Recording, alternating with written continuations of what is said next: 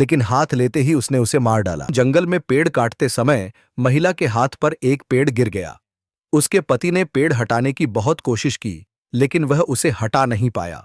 इसलिए उसकी जान बचाने के लिए उसने कुल्हाड़ी से उसका हाथ काट दिया। इसके बाद अपना कटा हुआ हाथ देखकर वह हमेशा दुखी रहती थी। यह देखकर उसके पति ने उसके लिए एक नकली हाथ बनाया, लेकिन वह चाहती थी कि वह सोने का हो। इसलिए कुछ दिनों बाद उसने उसके लिए सोने का हाथ बनाया, लेकिन उस सोने के हाथ की वजह से उसके शरीर में इन्फेक्शन हो गया और कुछ दिनों बाद उसकी मौत हो गई।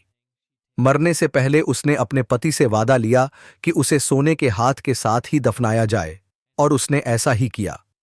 कुछ सालों बाद वह बहुत गरीब हो गया और गुजारे के लिए उसे पैसों की जरूरत पड़ी। इसलिए वह अपनी पत्नी की कब्र पर गया और उसे खोदने लगा। जब उसने सोने का हाथ बाहर निकाला तो अचानक उसकी पत्नी की आंखें खुल गईं, लेकिन उसने इस बात को नजरअंदाज कर दिया और सोने का हाथ घर ले आया। उसी रात बाद में उसकी पत्नी अपना सोने का हाथ वापस लेने आई। डरकर उसने सोने का हाथ अपनी पत्नी को वापस दे दिया, लेकिन हाथ लेते ही उसने उसे मार डाला।